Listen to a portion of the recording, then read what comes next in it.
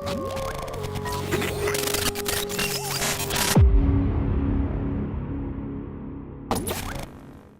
everyone, welcome back to Box Delights and welcome to today's playthrough, which will be of Burncycle.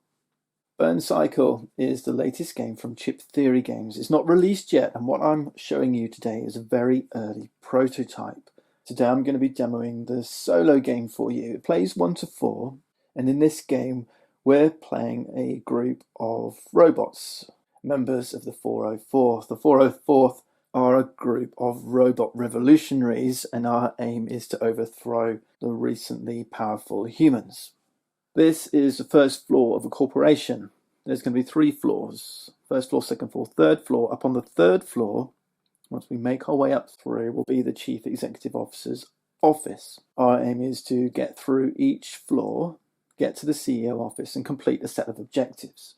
To get through each floor, there'll be a set of objective cards. We're going to be given an objective. We'll complete that objective, access one of the elevators in these safe zones here, which will give us access to the second floor. We got a set of neoprene tiles which are used to set up the floor, so the rule books will tell you how each floor appears. Complete the second floor's objectives, move to the third floor where we're going to need to get a certain number of access codes to access the CEO's office. And there'll be lots of different ways you can find those access codes, like perhaps getting to a specific point on the map, disabling a captain. There'll be captains on these floors who are like super enemies, or maybe luring the captain somewhere, or looking through crates trying to find equipment. Some equipments will be hiding these access codes. You'll give these access codes to one of your bots in your group, get to the office, win the game. Now I'm playing solo, but even when you're playing solo, you're not alone.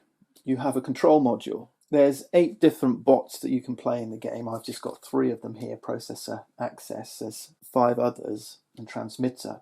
On the flip side of each bot, this is like its playable form, is the control module side. We're going to use transmitter. It slides under this neoprene mat, which is your player mat. You have to keep your control module safe, and it has to be moved through these levels. If you lose your bots, you're not necessarily out of the game, but if you lose your control module, then you are out of the game. You lose the game. Okay? Each bot comes with its own stats, so there's lots of variability already in how you want to play. So in a 4-player game, for example, you're playing 4 bots and 1 control module. In a solo game, 1 bot, 1 control module. The other thing is, there's lots of different corporations. And we'll look at these cards in a minute. We've got Biodefend, Ocularity, Solida. In this demo, we're playing the Need Chain Corporation. And again, this slides under this mat. And the other way to lose the game is to have your threat, this threat meter, move up to 26. As this threat meter moves up, it's going to trigger different effects that the different corporations throw at you. So another layer of variability. They tend to be bad things. Okay. Now, the game scales because this is a game of stealth. You're going to be moving stealthily around this map.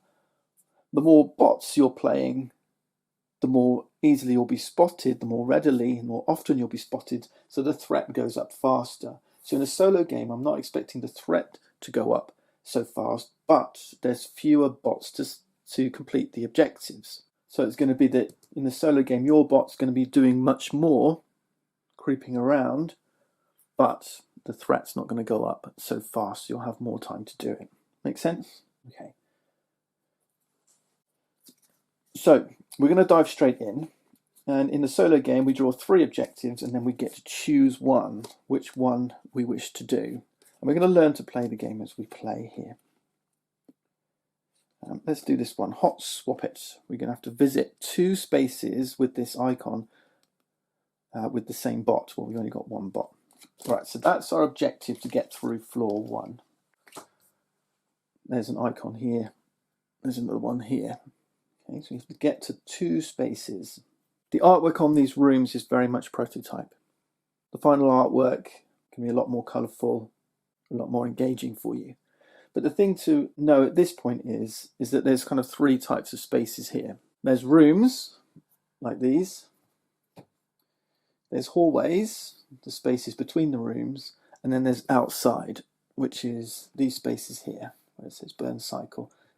Okay, and then there's entrance doorways that allow you to gain entrance to the first floor. Outside only exists on the ground floor. You can't go outside on second and third floors. And I've just noticed there's another one of these hotspots up in the top right corner here as well. Now this is an action selection game, and we're going to be selecting our actions over here on the eponymous Burncycle, this neoprene network map here. I'll come back to this section in a minute. It shows us we've got a bead here that allows us to select actions. Now we're going to populate this Burncycle with some chips. Each bot in the party contributes 2 chips, basically. There's 3 types of chips in the game: physical, tech, and utility. And each type of chip provides a bonus to the actions you're taking. All right. So access, name of our bot, provides a utility and a tech chip. Our control module doesn't provide any. Right, so those are the contributions from my bot. In addition, you'll notice that on these outside spaces on the map, there's an icon that matches one of these 3 types. And wherever you choose to start your bots, so take their chips, gives a bonus. So let's say that access starts. We need to go to these 2 spaces, don't we? So maybe this entrance way, there's an entrance here, is a good place to start. So let's say we choose to start here, and then we'll put transmitter here. So we get an extra utility chip and physical chip. Utility and physical. In addition, playing solo, you get 1 of each type of chip. We place these into a bag, give them a shuffle up, and we draw a number of chips equal to the number of actions provided by our control module. So each one's going to be different, but transmitter provides 3 actions. That's its basic. And we can upgrade this if we wish. And we can do the same on our bots. These little blue pegs here are called power. Every bot starts with 10 power. The control module starts with a number of power equal to this number here. Okay, so for transmitter, it's 5. Okay. Power is kind of like their health as well. We'll talk about power more as we go into the game. And you can see access has got a maximum power of 7, but we started with 10, so we've got to spend 3 of these. Now you can spend them, so to get another tech chip in our Burncycle bag would cost 2 power. But also we've got a set of skills. So there's a prime skill which costs 3. The prime skill for access is called reassign. We'll come to these in a little bit, but access's prime ability helps them accessing keypads. These are keypads. Keypads are the way to get through doors, open crates. The other way to spend power is to upgrade your dice. Bots start with basic dice. These are basic dice, and they give you action points that you can spend to take actions. Access can carry a maximum of 4 advanced dice. These are orange ones, which are slightly better, the numbers are higher. Or a maximum of 2 elite dice. These are the red ones. Their numbers are even better. In fact, they've got some other skills on these dice as well. Okay. So I might spend 2 power. Okay, spend 2 power to upgrade to an advanced die. So I'll move one of these chips into the advanced die spot. In fact, I might do this twice. So I've got 2 advanced dice, and the number of power that remains here is the number of basic dice. So I'm going to have 6 basic dice and 2 advanced dice. There's no limit to how you want to spend your power, but I'm going to keep it there for now. But what I might want to do, for example, is spend 2 more power, reducing my AP to 4th. And this is like our health. Okay, so I'm reducing my bot's health by spending power. And I could potentially open up this slot here, which is 4. What this 4 says, normally we have 3 action slots in the Burncycle to put our chips. This says we could actually add a 4th. okay, because we're going to fill up these 3 slots, because that's what transmitter gives. We could go for a 4th, but that's going to cost 2 power. I'm not going to do that just yet. Okay. All right, so we spent our power. We've got below our maximum 7. Okay, we can't go into the game. We can't go into our turn with more than 7 here. We've got 6, so we're good. And with 3 slots to fill in the burn cycle, we're just going to draw chips from here. Tech, utility, physical. And then the remainder of these chips come out of the bag. We've got 4 to choose from, and we create a reserve. A reserve, when we're not using our burn cycle, these are chips that we can utilize during actions. We'll come to that when we get there. But we get to choose, and we get to choose a count equal to the number of bots. So we've got 2 bots, our control module and access. Let's take these 2, for example. Okay, so this becomes our reserve. These go back in the supply, and we're almost ready to go. The last thing we need is an imperative. An imperative card is like a little penalty that's going to inflict itself upon you. It'll have a condition that we need to complete to get rid of that imperative. Right? So it's like a little side quest, if you like, and until we resolve it, we're going to be hindered as we travel through this floor. Okay, we've got proprietary servers. The next time you access the network, it cannot be done with a tech or utility action. Once we resolve that imperative, then we can get rid of this card and we actually take a power bonus. This is the network here. We'll come to this in a little bit, all right? But there's a chip in the middle. This is Burncycle. Represents the CEO we're trying to take down. Now, Burncycle is using the network to seek us out. Our presence in the network is represented by these 2 dice, and each one has a corresponding coloured peg. In the game, each player gets 1 dice, 1 peg, so there's 4 slots for the 4 players. In a solo game, you grab 2. Okay? Our presence on the network allows us to reduce the threat. Burncycle on the network will increase our threat. Remember, this is the game losing condition. And threat triggers corporation activity. Okay, let's go. So what can we do on our turn? It's pretty simple because I'm playing solo, because it's just me that's going to do stuff. But we're standing at the entrance, which is quite fortunate. But at this point, the entrance is locked. There's a red dot here that says this door is locked. So the first thing we want to do is try and unlock this door.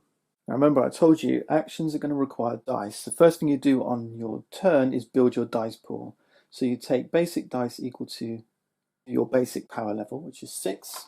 And I've got 2 advanced dice. Okay, perfect. These dice have either got blanks on them, 1s or 2s. The advanced die has a 3 and no blanks. Now we have to select a starting spot on the burn cycle. We can start here, here, or here. If we start at the top, we can take an action, we move the bead down, take an action, move the bead down, take an action, move the bead down, and then we end our turn. There's no more actions available. Okay, so I've got a maximum of 3 actions I can take. Now here's the important point.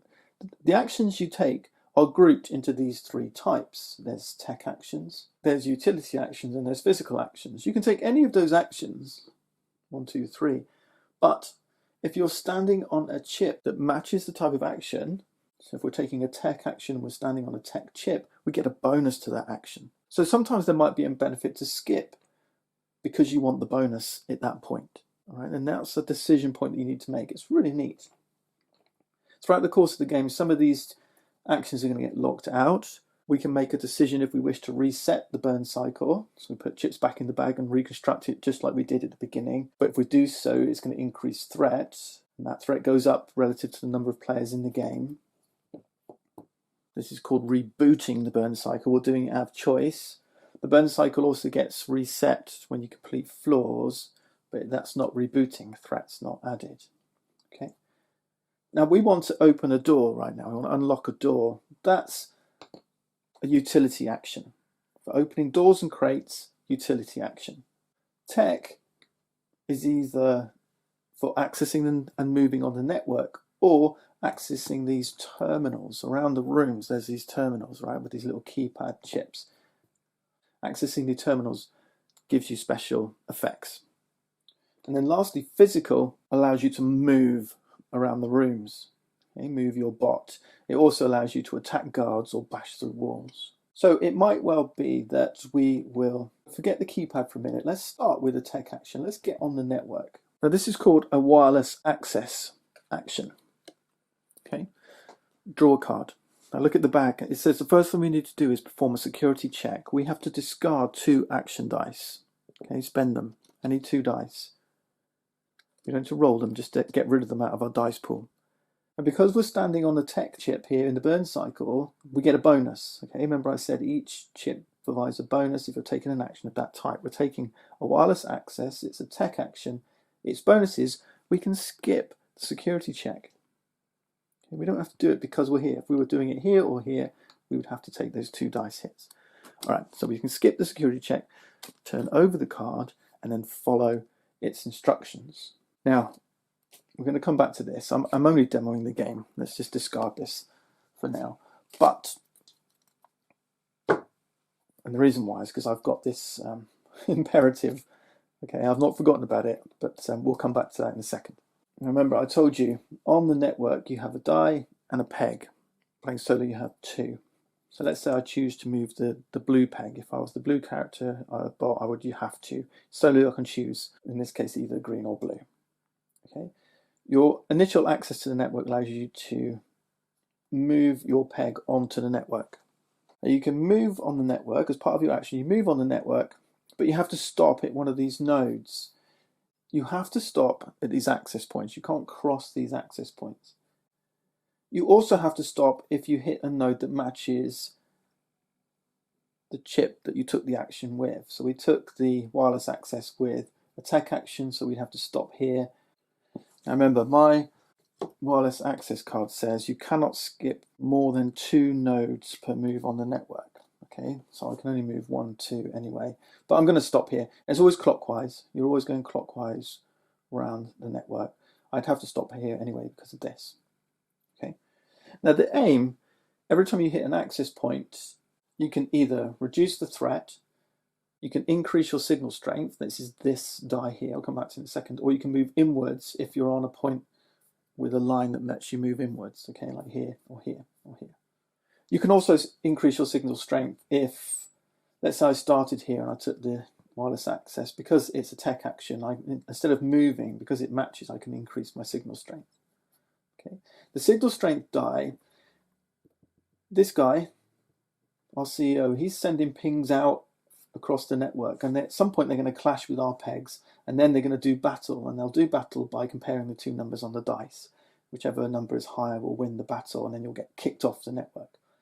Okay, so increasing your signal strength is important if you want to survive these pings. All right, so that's how we reduce threat. But I'm going to put this away again because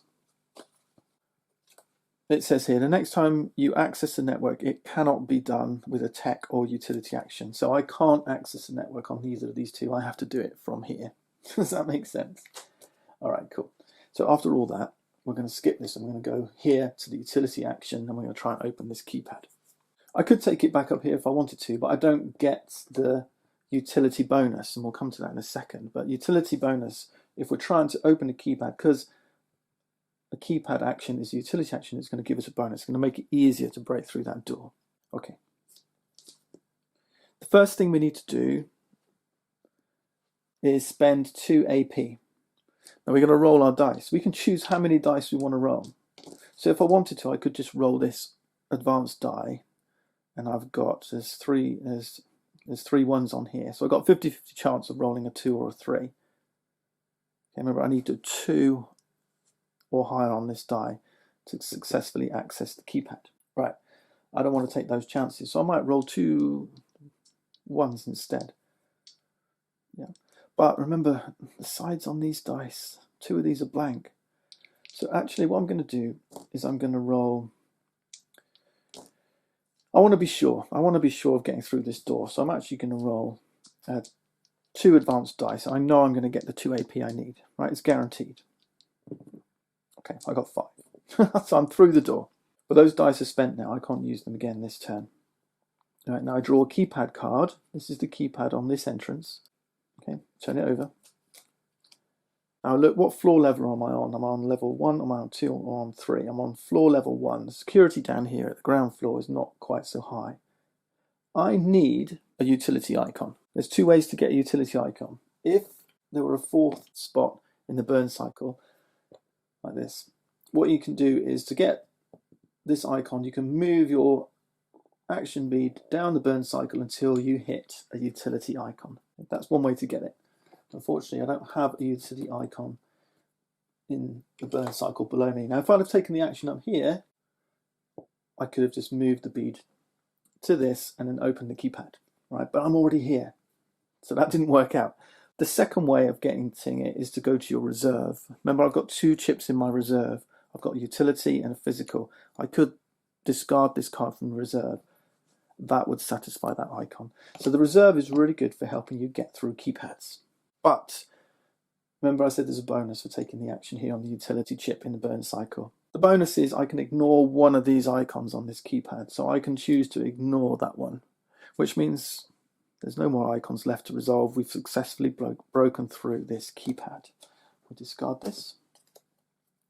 We place a green peg to show that this door is now unlocked. After opening a door via a keypad, you have the option, if you wish, to just advance one space through the door. Okay, you don't have to, it's up to you. But there are other ways to move. Let's look at that now. Okay, I can keep taking actions, there's more, so I can move my bead down, take another action, any action. Okay, but if I want the bonus, it has to be a physical action. And I'm going to do that right now. I'm going to move. Move is a physical action, and the bonus, taking the move action on the physical chip, is I get 2 APs for free. The number of spaces I move is equal to the APs, so I could move 2 spaces now for free.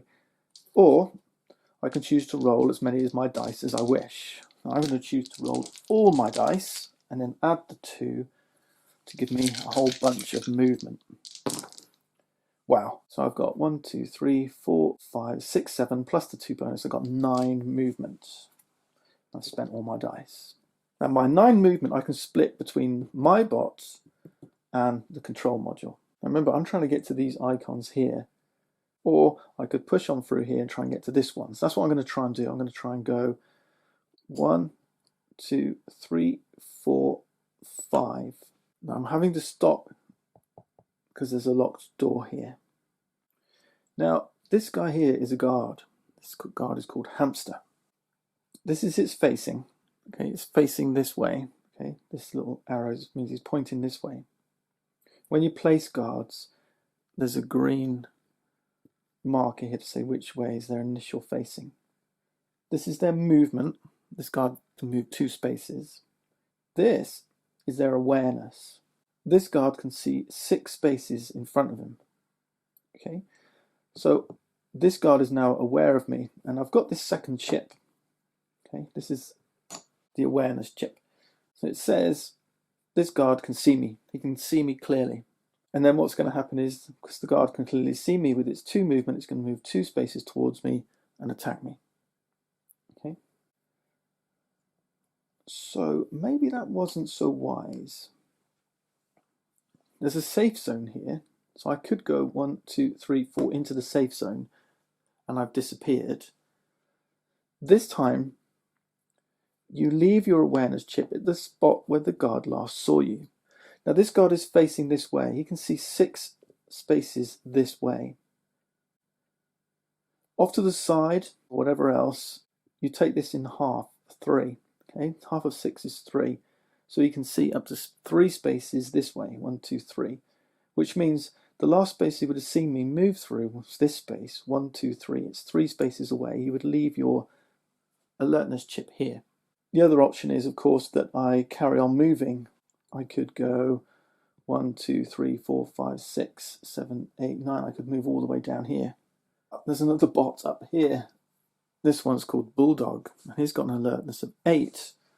And he's facing this way. So 1, 2, 3, 4, 5, 6, 7, 8. You can see all the way down this corridor. So probably don't want to go down there either. So that's the way these alertness chips work. As it goes, I'm going to stand outside this door. I'm going to take the hit so the guard can see me.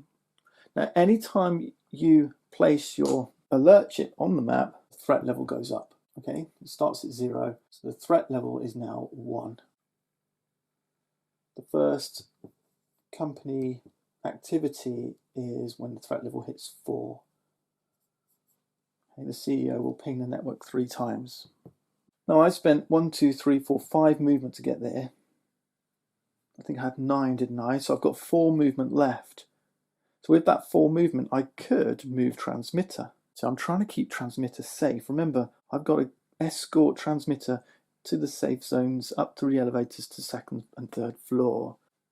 But I could move in 1 space here. Remember, this guard can see sideways 3 spaces, half of 6, but it can't see through doors.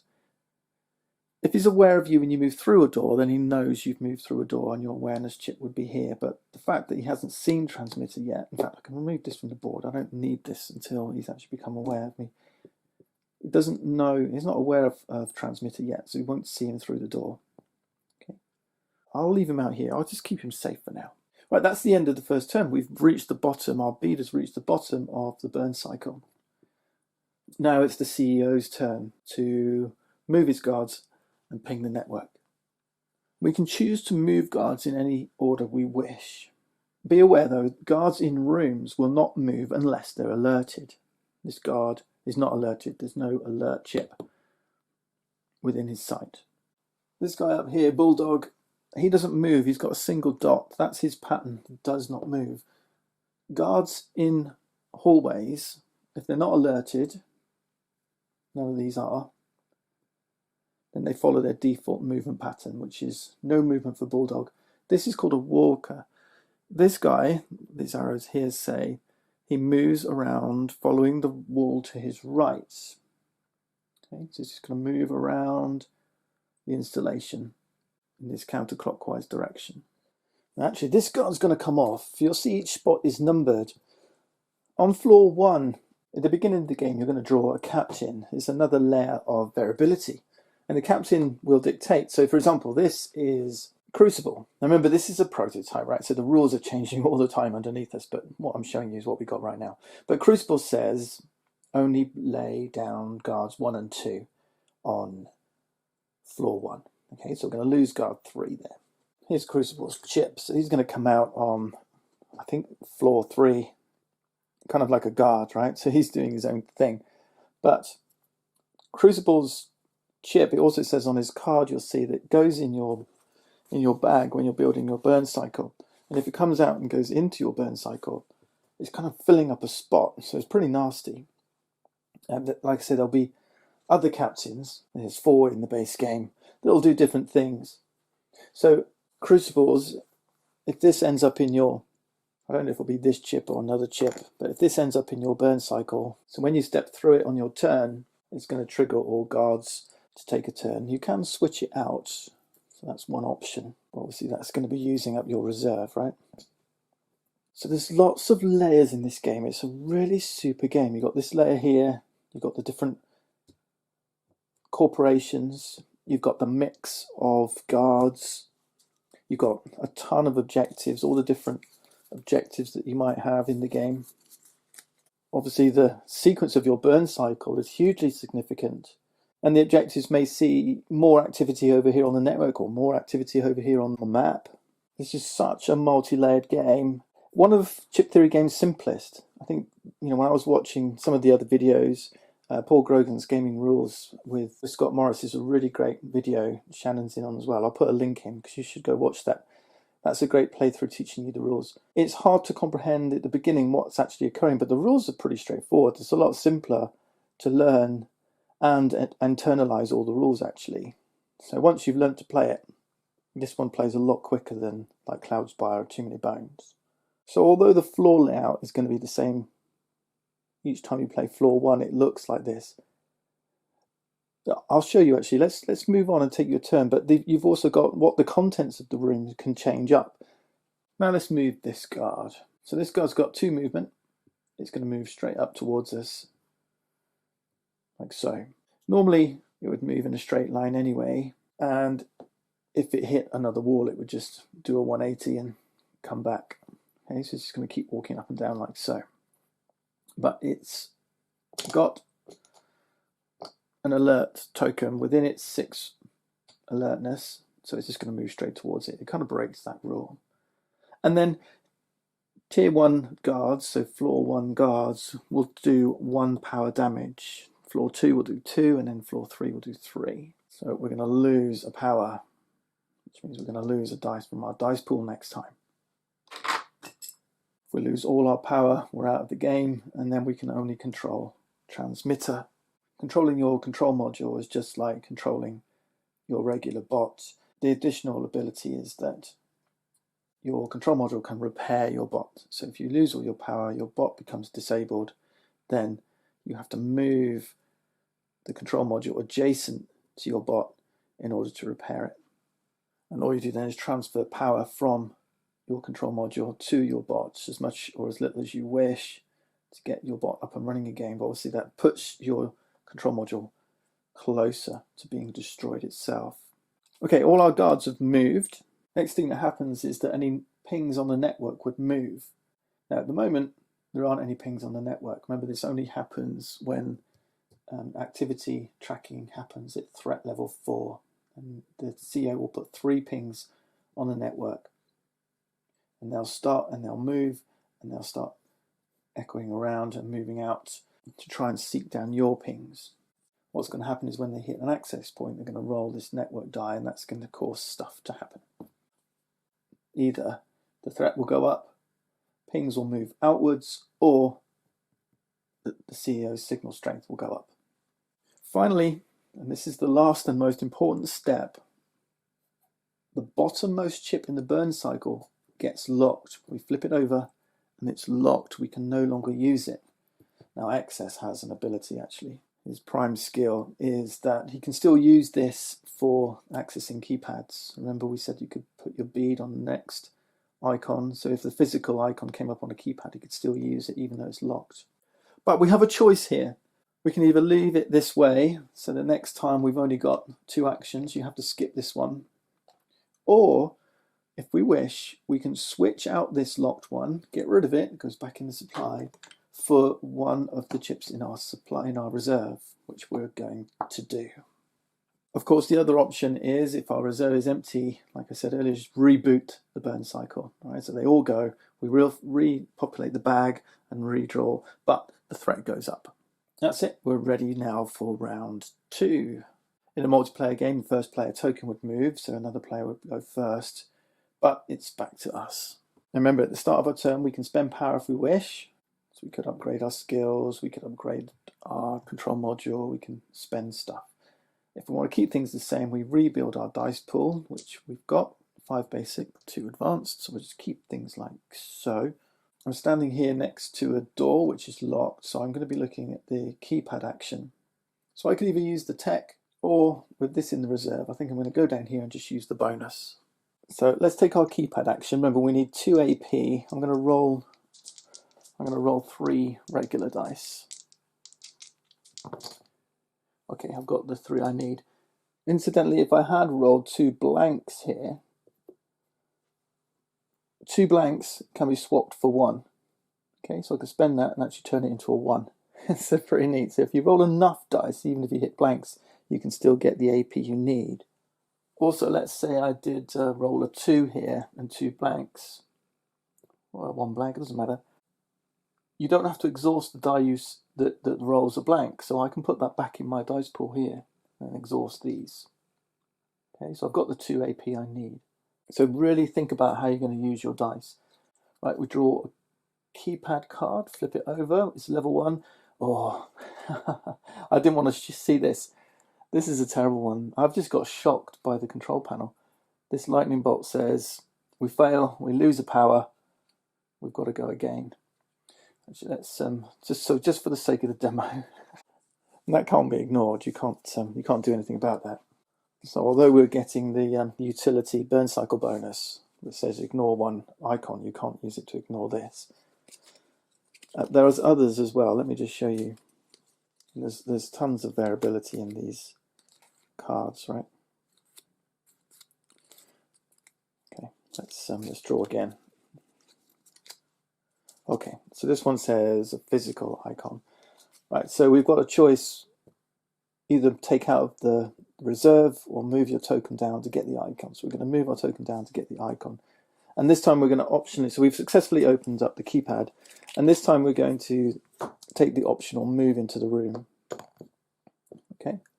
And with the awareness token, this is where the guard last saw us. Remember I said guards can't see through doors. Now because he was aware of us before we moved through the door, and because this door, the space beyond the door, is still within his range, he knows, he can see us go through that door. Right, so thematically he's still seeing us. Now we didn't need to move that down because remember we had our utility bonus, which means we could have ignored that icon. So let's do that. Let's ignore that. We'll just take it for free, use the Burncycle bonus, and now we can take a next action and we can move potentially. This door's gone green. There's one other thing you need to do. Whenever you enter a room, you'll find these dice, these room dice. The number of dice in each room is given by these icons. Some have 1, some have 2. Okay. When you enter the room for the first time, you roll the dice. So this is a crate that tells us there's a crate in the room. There's a space for a crate here. And I'll come back to this in a little bit. It could be a guard. It could be that a terminal is removed. It could be that a terminal is upgraded. Right, so there's different effects on these dice to tell you what's in the room. Another layer of variability. Every time you play, there's going to be different things in these rooms potentially. We'll come back to that in a minute. I don't want to overload too much at one time. So let's move on with our mission for now. Our objective says visit 2 of these spaces, right, these yellow spaces. So we can move over here. So I want 1, 2, 3. I want 3 movement to get through there. And if possible, it'd be nice to come back and get near that door. But with no actions left, I think I'm going to throw the rest of my dice. Let's see what we get. Okay, and we've got the move bonus because it's a move action. So that's 2, 3, 4, 5, 6, 7, 8, 9. 9 again. So now we've moved away. Okay, you can't see through the door anymore, so you can't see us here. Okay, 1, 2, 3. We've got 6 left, so I could go up here. That's 4, and I've got 5 left. So with this, I could actually move transmitter in now. Okay, 1, 2, 3, and maybe into that safe zone. Now, transmitter is going to be seen by this guard. It's got a range of 3 sideways. So the last place he saw transmitter was here, and then in the safe zone, you're completely free. Guards are never aware of bots in the safe zone. But we do add a threat because we've added the alertness onto the map. So that's up to 2. Still nothing happening on the network, so guards will now move. We know this one's in a room, not moving. We know Bulldog doesn't move unless someone falls into his line of sight. And then Hamster's got a choice. First, they're going to move towards any bots within their awareness. There aren't any bots within their awareness. Remember, this one's never aware. Access is all over here. And then if there aren't any bots within their awareness, they'll go towards awareness tokens or alert tokens. I'm not sure what the final rules will say. They'll go towards alert tokens that are within their awareness, which both are.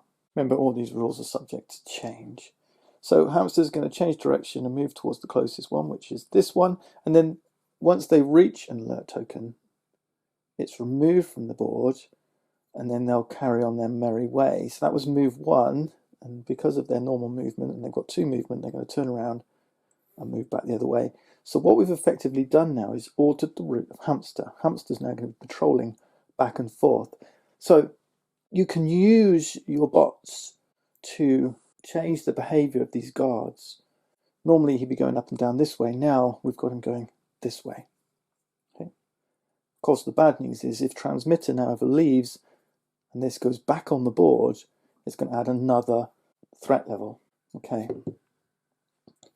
This one gets flipped over. There's nothing happening on the network. We haven't reached activity level 4 yet, threat level 4.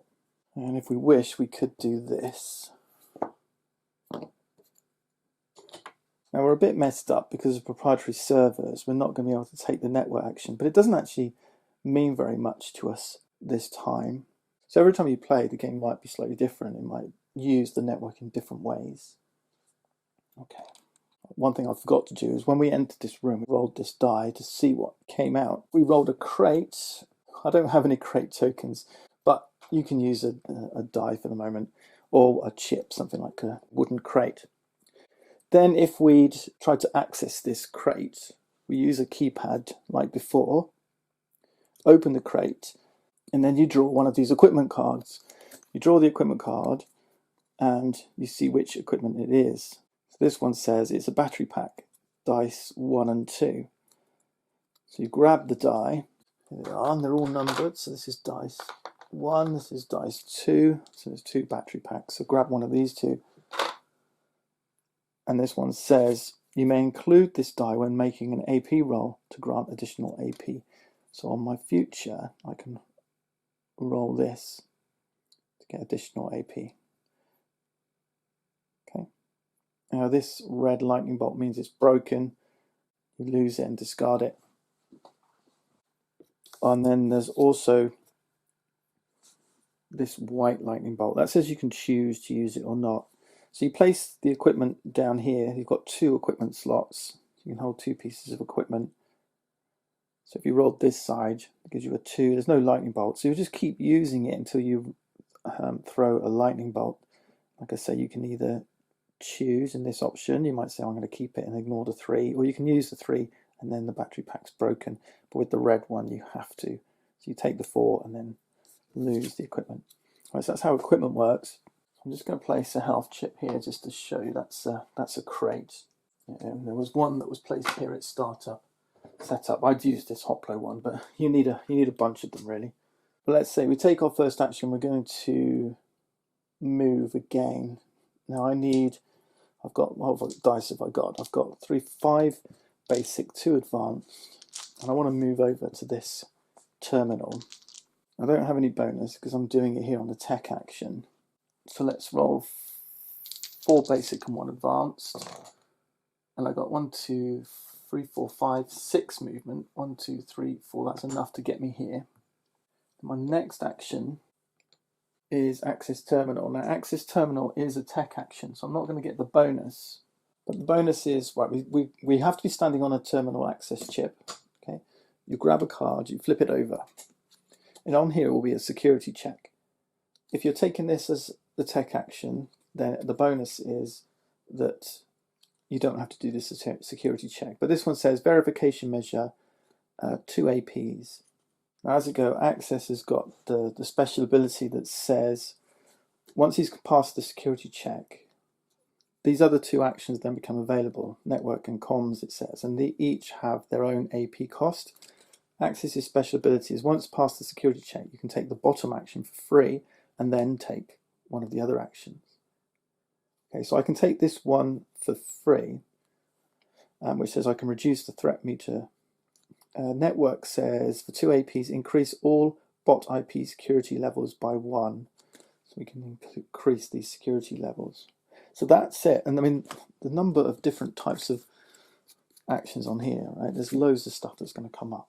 Anyway, so we need 2 APs, so I'm going to roll 1 on my dice. And I got 1. So we failed the security check, which means we don't go to do anything. So that's terminals. We do have 1 more action, and we've got 1 more dice. So I could potentially move again, or even try to do the terminal access again. So I will just try and move. And yeah, we got 2 spaces, so I'm going to move off up here. Actually, we had this one as well, because blanks we get to return, so we could have rolled again and see if we can get that movement into that control doorway. No, it's another blank. Okay, and we lose this chip. Guards move. Now I've actually made a little mistake here because, and I've just spotted it now. I've got this guard moving back and forth in this corridor, but he can still see me. He knew he went through this door. So, although it's off to the side and not in a direct line, His awareness is 6, so 1, 2, 3. Yeah, wherever he is, he's still aware of this spot. So with movement 3, he would actually go 1, 2, 3 and into this room. See me because I'm standing over here, and I'm still 1, 2, 3 in awareness. So he's going to chase me down. But yeah, I think that's so. Look out for that. So I've got the guard going back and forth here, but really he should be chasing me off across here now. Right, let's push on. So what happens if we want to reset the burn cycle? Let's do that. So the threat level is going to go up by the number of bots, which is 2. We're going to repopulate the bag. Now remember, at the start of the game, we had chips equal to our player mat, utility and tech. We could have upgraded this by now and be getting another tech, or even twice, and get an extra one here. We also get one of each type because we're playing solo. But now there's an added bonus given by the room we're in. So if we look at the room, we're here in the control room, which has the tech symbol. So we add another tech chip. Our control module is still only at level 3. We've not spent any extra power. So 3 actions is what we're doing. I kind of want a movement if I can. Right, so we've got tech, physical, and tech, which means our reserve, we can either put a tech or 2 utilities. Utility and a tech. Let's put 2 utility and get rid of that one. Or it's the number of bots. Our threat level is now at 4 because of the burn cycle reboot. So the CEO pings the network 3 times. When pings enter the network, they enter here at this orange core. This is called the core. So it goes, first ping goes here. And it won't move until pings move. So any other pings, the second 2, are just going to queue up here on the CEO chip, waiting to enter into the core. Now, if you want to, you can swap chips out, so in the burn cycle. So I could do this, but that then gets discarded. And I've got to think of which way I want to go. This door's already open, isn't it? So this should have a green peg on it. So maybe I want to move, come running out this way, perhaps take the bonus and go round. Maybe I want to try and move through this way. Plenty of options. I think perhaps the best way would have been through the lobby as it goes, and perhaps into this room, and then into this room, and then into the elevator as it goes. I've got to try and go either to the well, I'm trying to head to the warehouse. I think that's where I was trying to go. But you can see there's tons to this game. Why don't we try that keypad? Let's go in here, try and open this door, and then leg it through there and see what happens. Yeah, let's do that. Okay. So we need 2 AP to get through. I might just use my 2 orange dice, and then it's guaranteed. Yeah, they're exhausted. Take a keypad card. Oh, it's got a no entry sign. Now remember, we're lucky actually, but just in case. Normally, you can use 6 AP to push through it, but what it means is the door is jammed. But for 6 action points, you can kind of brute force your way through. Remember, you've got those physical actions too, which is 10 AP to take down a guard. Some objectives will ask you to do that, or 10 AP to bust through a wall, you can also do. But fortunately, we got the tech bonus, which allows us to ignore one of these icons. It's only the shock one you can't ignore, but the no entry, the door jam one, you can. So that's okay. So we open this door and we can take our optional steps through it. And I'm going to do that. I'm going to step through. This guy has got 8 in a straight line, 4 in any other direction. So he can't see us yet. So we're still hidden, but we don't have any actions left. So yeah, our dice aren't doing anything for us anyway. So what happens now at the end of the turn? So guards move, obviously. 1, 2. This guy's just doing nothing. But now the network moves, and the CEO has got pings here. These move clockwise. They stop if they hit an access point. They stop if they hit another ping. They stop if they hit an IP. So 1, 2. The next ping moves onto the core. Pings when they hit an access point, we'll see this, they roll the network die. This one. Okay. and they'll do their thing. Okay, back to us. I'm going to swap this out. And I'm actually going to skip and jump to the move action. I've got a 2 free movement. I only want one more to reach the warehouse door, which is what I'm going to do. So 1, 2, and I'm going to roll 1 orange die. Okay, so that's my move action. Okay, so I've got 3 movement. That's exhausted. 1, 2, 3. Now I've moved through the awareness site of Bulldog. So this chip moves. The threat doesn't increase because this chip was already on the map. But the last place he saw me was here.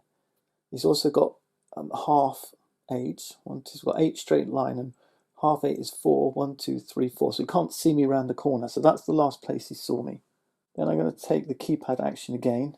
I need 2 APs, so I'm going to use an orange and 2 yellow. Okay, I've got way more than I need. I want a single icon that I can bypass with my bonus, because I haven't got any other way to get icons. I've got nothing in my reserve. It is a single icon, and it's a ping the network, which I can bypass.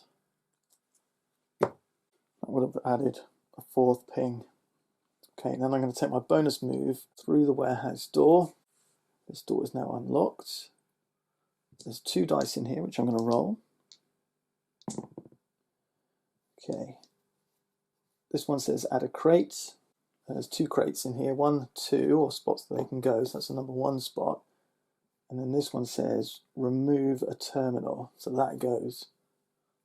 The other things that can happen is add a guard, or turn one of these terminals into a super terminal. That would have done this and flipped it over instead. A super terminal has no security check. Basically, you can bypass the security check, and also, remember the security check, and also you can take as many of these as you wish. Okay, that ends my turn. This guy's just doing his little shimmy, 1, 2. But now Bulldog's on the hunt. So Bulldog's got a movement of 3. 1, 2, 3. He's going to move towards this spot here, the last place he saw. Now obviously this is going to make it harder for me to reach this safe zone with this Bulldog in the way. Not so much, I mean, at this stage of the game, it's not necessarily hard. It just means it's going to knock you down. You're going to lose power and so on. And you need to save that for future levels because it's only going to get tougher. Now network pings. So this one's going to move. Then we roll the die because this hit an access point.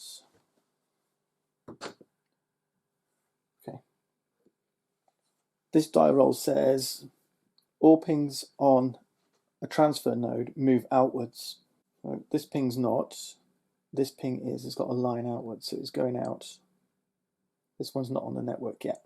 Now we move the next ping in order. So this one's moving 2, 1, 2, and this one's moving out into the core.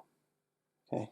Now, incidentally, we've done this point now, activity tracking. So if we were to reduce the threat again from 4 back down to 3, and then it came up past 4 again, it wouldn't do this again. Okay, it only does it once on the way up. So use this second beat to keep a track of which ones you've ticked off. The other benefit of being on the network is if you can get your IP to the core, you gain 5 power. That's a huge boost. Okay, let's finish up. Let's try and get to our final destination. So we're going to take the move action and we're going to roll all of our dice. 13 movement. That's enough to get me over here. 1, 2, 3, 4, 5, 6, 7, 8, 9, 10, 11, 12, 13, and back again. Almost back again. We have completed our objective. And that immediately rewards us with 3 power, which of course we can spend. So I'm actually going to spend 2, upgrade my transmitter. I'm going to this is going to get locked out this time. Guards are going to move. So this guy does this. This guy does this. This goes away. So next time we get spotted, the threat will go up again. We're going to reboot the Burncycle. 1 of each for solo.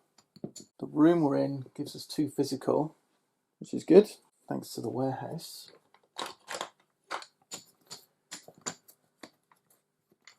And threat goes up by number of bots, so threat goes up to 6.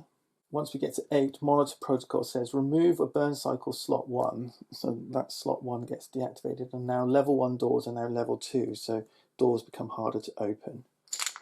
Let's see, so this is done. I've still got this problem.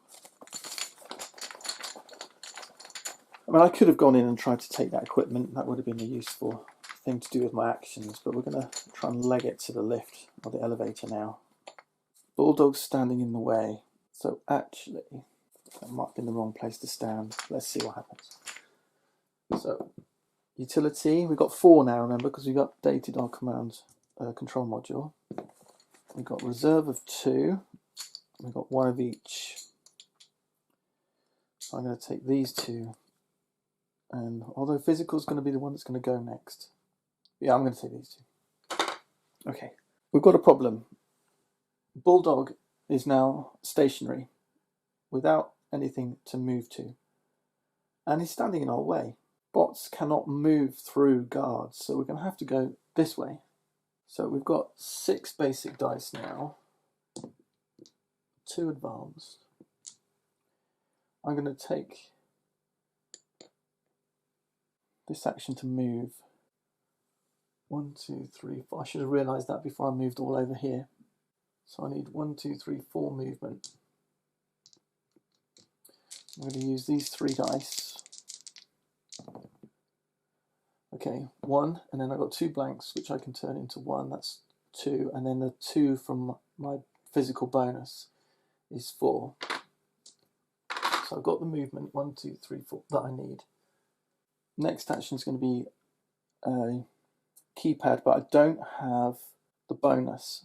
So I need 2 AP first to get through. So I'm going to roll these 2 dice. Bonus. Okay, so that worked. So I've got the 2 AP, I need to draw a keypad. Doors are still level 1. Oh, it needs 2 shields. Unfortunately, I can only get 1. So I'm going to have to skip that. So the keypad stays in place. Okay, I'm going to end my turn there. This goes. Now I can do the keypad next time. Right, this guard moves, that guard stays where he is. 1 furthest out's moving first. 1, 2. This one's pinging. Roll the die. Everyone moves out. Oh, that one's going out, that one's going out. And this one moves too. Okay, that's dangerous. So we might want to think about doing something there as well before the turn is out. But I've still got this. Still can't access the network except on a physical. Okay, well let's do this. I don't have to spend the 2 AP to access the keypad. I've already accessed the keypad. I just need to unlock it. 2 shields. We've got 1 as our bonus and then 1 in our reserve. So we've cleared the keypad. We can take the bonus move, which we're going to do. 1, 2, 3, 4. We're in his sight now because he can see backwards half of 8. 1, 2, 3, 4. And the threat goes up from 6 to 7. We're close to monitor protocol. We don't want a level 2 door. We need to get through that elevator first. We should be okay. Now we're going to move. I need to get to this elevator door. So I want 1, 2, 3 movement. I've got 6 basic dice, 2 advanced dice. I only need 1 movement, don't I? So I might just use 1 die. Right, there's the 1 I need. That's my bonus 2. That's 3 movement. 1, 2, 3. So he can see me where I am still. 1, 2, 3. Yeah, I'm still within range. Now I want to take an action to open this. I need 2. Do I do it now? I think I'll be wise to wait. This is where using equipment is safer. I think I'm just going to stay here. Bulldog's moving down and he's going to hit me for 1. Then the network pings. That goes 2. That goes 2. This one rolls a die. Threat goes up by 1. We're at 8. Remove the first Burncycle slot. I didn't want that to happen. This is the danger of the network. Because now I've lost my bonus action trying to open that keypad. This also gets locked. So I think I'm going to have to reset. This is going to go up to 10. Level 1 doors are now level 2. I don't get any bonuses from the rooms I'm in. So 1 of each type. Plus I contribute 1 of these and 1 of these. Slot 1's removed. So now we've only got 3. And we've got 2 in our reserve. Now as it goes, although the need chain Silicon Mountain says remove Burncycle slot 1, that only persists until the next Burncycle reset. So I should have been filling from slot 1. That reset overrides it, but it's of little consequence. So let's push on. So our first action is going to be this one. We've got 5 basic dice now, 2 advanced. I'm going to use 2 advanced to get through the door, which is fine. I've made that. Doors are level 2 now, so I'm looking for a keypad. Okay, we've got 2 icons. One is a tech, which I can do, and the second one I can ignore. That one would have been bad news because that's an alarm. Setting off the alarm increases threat, places awareness on the door, and then the guard will come and investigate it. So that's bad news. But we ignored it. And then we can step through the door, and obviously we're in our safe zone. Wow, that was close. So we've completed the level where both bots are in safe zones, and we can immediately reset everything. We reset the Burncycle. The threat doesn't go up because it's not a reboot. Threat's up really high already though. It's at 10, and that was because I kept rebooting the Burncycle. But just to try and show you how things play. I still haven't gotten rid of my imperative either. But when I set up floor 2, I lose my imperative. That was just an imperative on floor 1. So everything goes. I draw a new imperative for floor 2. So this one says 2-factor authentication. The next 2 you roll with the action die must be ignored. Okay, that's not too bad. That one's a lot easier to resolve. And then we'll set up floor 2, this time with level 2 guards. I'm just going to go and set that up for you just to show you what that might look like. And then we'll wrap up the video. So there we go. This floor's now set up. Elevator doors, this was like this, but it's rotated around. I'll have to check with the final well, that'll be the same in the final, but it started like this. So this door was open and it stays open. So it's kind of like floor 2's another way around. We can't go outside now. Obviously there's no doorways out. We'll cover all these keypad spots with keypads. You place a number of dice in the room. These icons here show you. So this room gets 2 dice. This one would get 1. If this rolled a guard when we opened it, they'd go in these spots, and this shows you their facings. We now have level 2 guards. These are these blue ones. Level 2 guards hit for 2 power, not just 1 power. And you'll place them in the order like this. They'll hit for 2 power. There's also a guard here. And instead of 10 AP to disable a guard, it's going to be 15. So everything's getting a little bit tougher. And then, of course, we'll draw 3 objectives, pick one. Okay, so disable a guard, boot a CEO ping from any network ring, access 5 separate terminals. For tough missions, I might take the access ring one since they're getting close. There's so many levels. Like I say, it's a lot easier to follow, a lot simpler game, but it's, you know, familiar chip theory game stuff. The components will be beautiful. These are all, you know, these neoprene mats will be great. Artwork will be much better. The dice are going to be superb, I'm sure. As usual, you've seen those with Too Many Bones. Lots of depth to the gameplay. I should say that our our bots also go back where they entered. So transmitter was here, access was here in this safe zone. Lots of guards, lots of empty space. It should be an interesting floor. But like I said, this time if I'm doing disable a guard's quite tough, but if I'm going to do boot the CO ping from the network ring, I might just be interested in just keeping my bots where they are and focusing here. The only reason then to go about this floor would be to try and gain equipment, open crates, that kind of stuff. Okay. You can optionally take more objectives, and then when you get up to, because obviously completing them gives you power, and when you get up to the third floor, there's going to be like a tier of 3 objectives as you're trying to get those access codes to get into the CEO's office. So much to play, so much variability.